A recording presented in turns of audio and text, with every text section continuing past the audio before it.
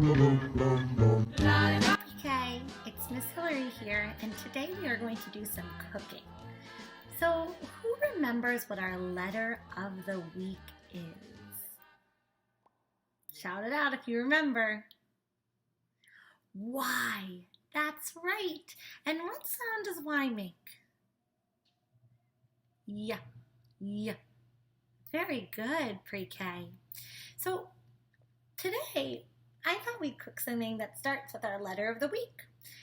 But I was thinking of some foods that start with that sound, and it's kind of tricky. Can you think of any? Yeah. Yams. I like yams, but I feel like they're better for the winter time. What else? Yolks. Should we make some egg yolks? Well, that would be a very fun cooking project. What else? Yeah. I know. Yogurt. Today, we are going to make yogurt swirl popsicles together. And they're going to look a little bit tie-dye. And we'll make them to enjoy because it's almost the summer, and yogurt pops are a very delicious, sweet summer treat. Now, when we get cooking, we always want to remember a few things before we start. Number one is wash your hands. It is super important to wash your hands when you're cooking, especially if other people are going to enjoy it, so that we remember not to spread germs and get our hands into other people's food. So, I'm going to go wash my hands, and then I'll be right back. Mama, baby, lollipop, tell you why. It's sweeter than an apple pie. And when he doesn't make me rock and dance, then I haven't got a chance. The next thing we need for cooking is our listening ears. And the reason we really need our listening ears when we're cooking is that oftentimes when we cook, there's things that are sharp or things that are hot. And so we need to make sure we're listening so that we know when to keep our hands to ourselves and when it's safe to cook. Before I cook, I always want to read the recipe first, just in case there's something I need to do before I start. And I like to also get my ingredients out for the ready. So let's take a look at the recipe and read it together. Can you help me read it? All right, we're going to need half a cup of blueberries, half a cup of strawberries, an optional 2 tablespoons of honey, 1 cup of yogurt, 1/4 a cup of milk, and 4 spoons or popsicle sticks or anything that you can use as your stick for your popsicle. Directions. Number 1, place berries and milk in a blender or food processor and blend until smoothie-like consistency, so till it looks thick like a smoothie. Number 2, pour mixture into bowl. Number 3, stir in honey if you're using honey. Number 4, add yogurt and mix until it looks tie-dye. It should be thick. Number 5, pour into popsicle mold or slim tall cups with a popsicle stick or spoon. Number 6, freeze until solid or overnight. And number 7, enjoy. I'm going to get my ingredients together.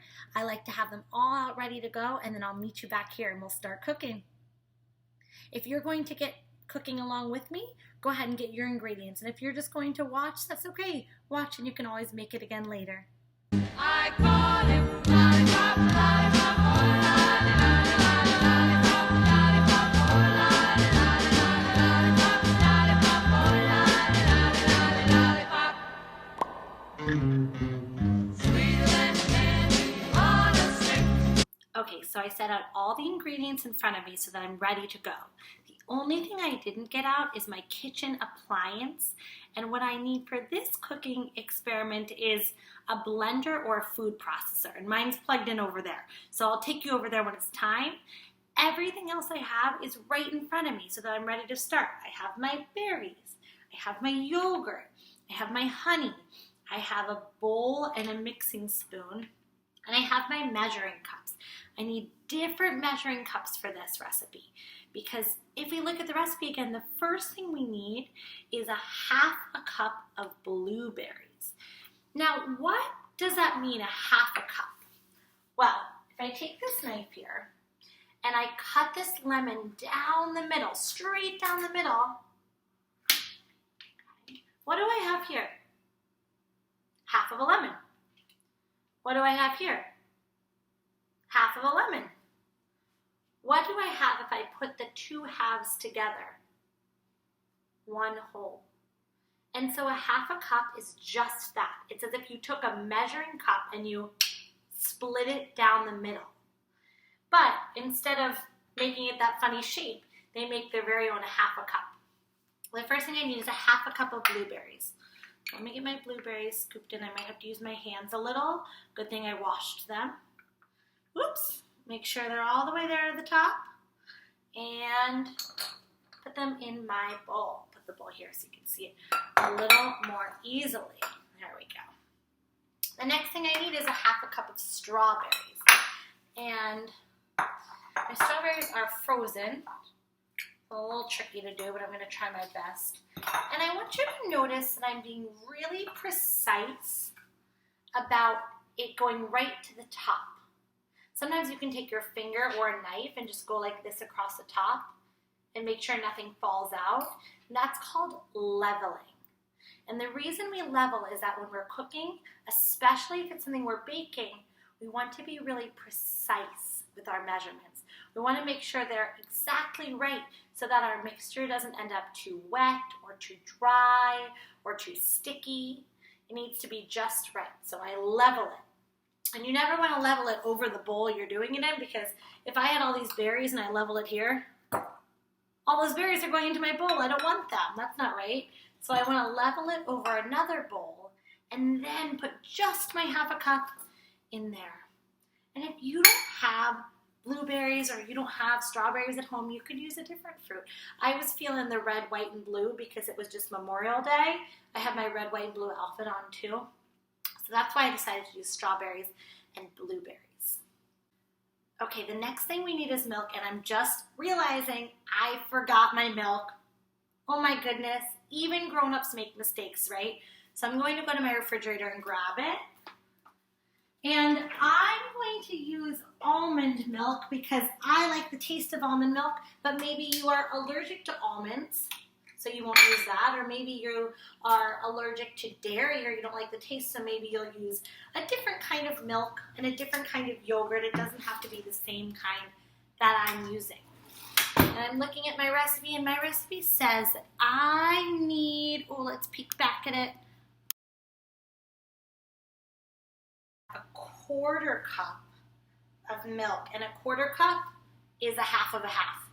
So if I took this lemon again and I put this lemon in another half, that's 1/4. 1, 2, 3, 4 quarters make a whole, or 2 halves make a whole. I just need 1/4, and here's my 1/4 measuring cup for that. I'll add my milk to my mixture. Pour it. I'm going to pour it over another bowl, level it. I want to make sure I don't get extra milk.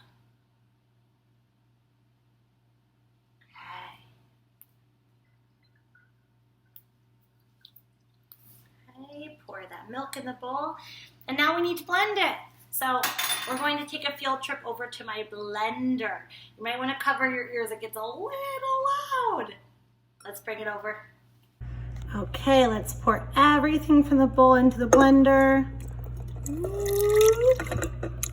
Careful not to spill. There it goes.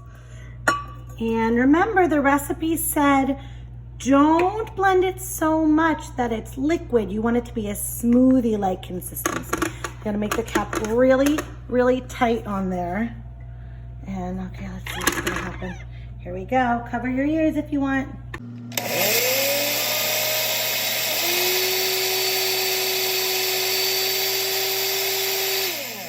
I'm going to stop right there. You'll see there's still some chunks, And that's okay. Those will taste really delicious in your pop. So you can keep going if you want, or you can leave the chunks. I'm gonna leave mine. Okay, let's pour this back into the bowl. Woo! Should wear an apron when I cook. I get a mess. So I have my ingredients in my bowl, and now it's going to be time to add 2 tablespoons of honey. So count with me. Remember, I'm going to do it over another bowl in case I put extra. We want to make sure we have precise amounts. No spills here. Let's get 1 tablespoon. And how many do we have left? We need 2. We did 1. 1 more to get to 2.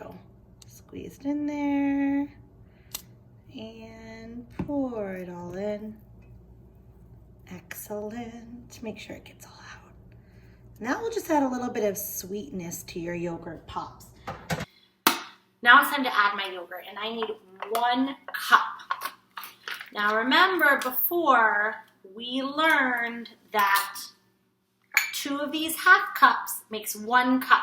So I'll start by doing that. And you know what? I'm going to use a spoon to help me out, because it looks like it's a little bit clunky. Give it a mix. Sometimes with Greek yogurt, it looks a little wet and you have to give it a little mix. So I'll put 1 cup. Here's my first half of a cup. Make sure it's really level. So it looks like about 1 container of these is about a half a cup. So instead of measuring my next one, I might be able to just use a container. So level it out. Make sure it's exactly a little extra, exactly a half a cup. I'll go put it in the bowl. All right.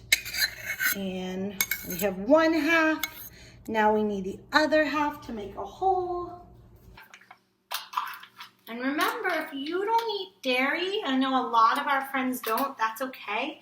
You can use a yogurt substitute. There's lots of different kinds that you can use that will work instead. So that will be fine. Let's make sure you level it over the trash can if you want. Just make sure it's flat on top. And let's bring this one to the bowl.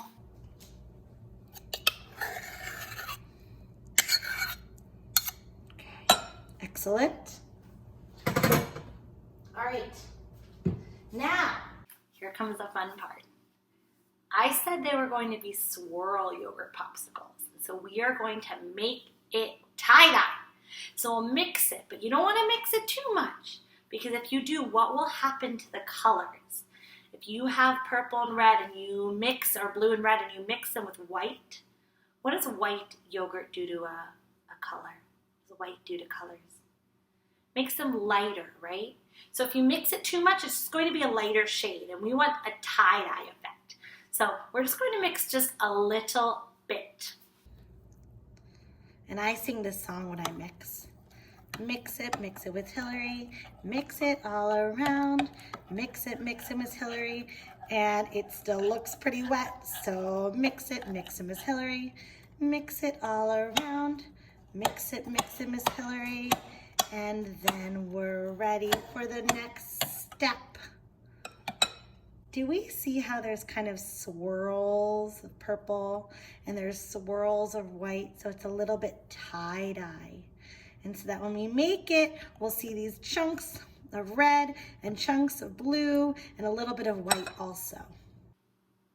Okay, so we have our mixture. It's all combined, but it's not a popsicle yet. And the reason is that's because we haven't made it go through a chemical reaction.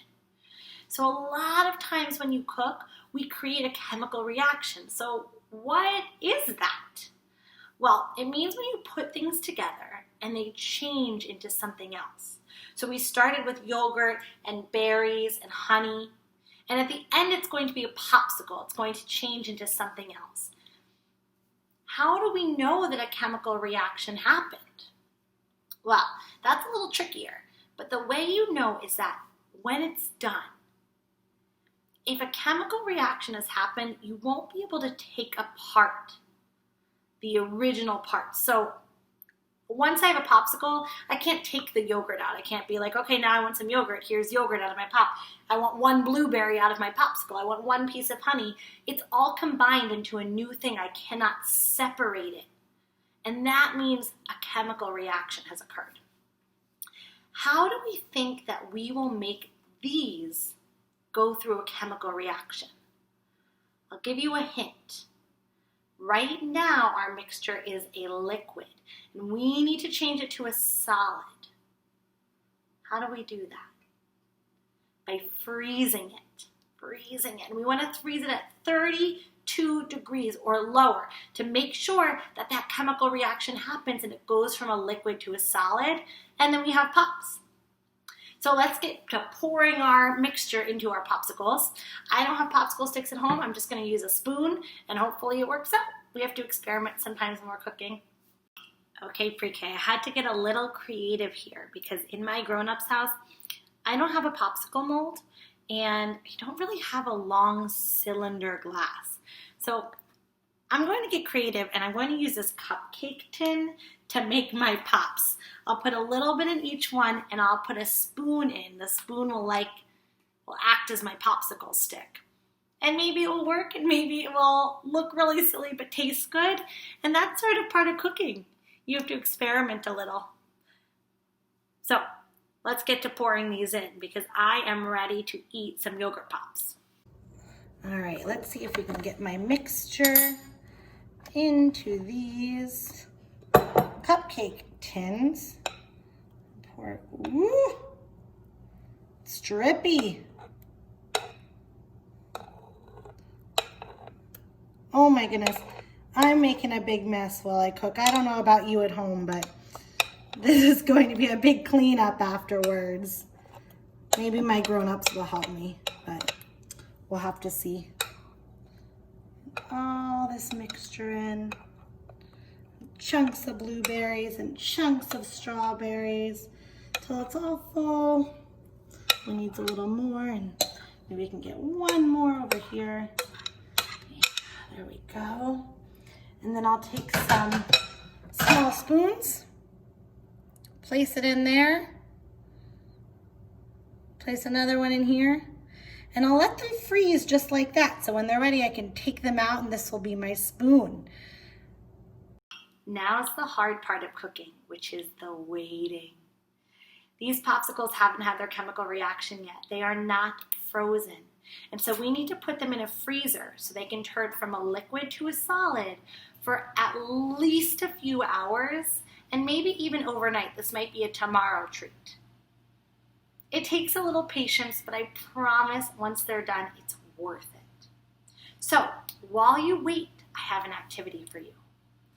Use that imagination of yours, turn it on, and think about if you could create any popsicle in the world, what would it be?